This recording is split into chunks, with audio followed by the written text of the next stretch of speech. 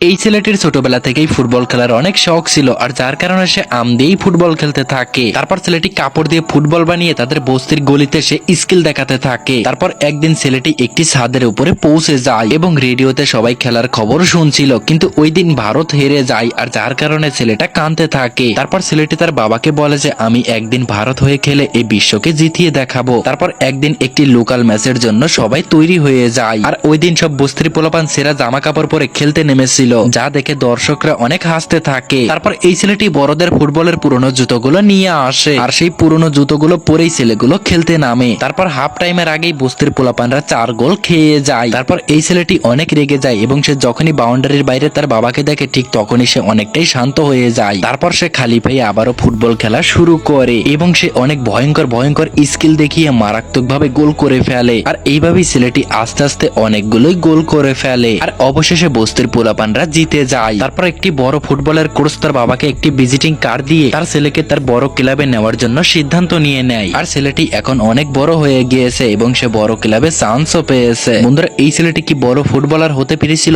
এই ভিডিওর পার্ট 2 দেখার জন্য এই ভিডিওতে একটা লাইক দিয়ে চ্যানেলটি সাবস্ক্রাইব করুন।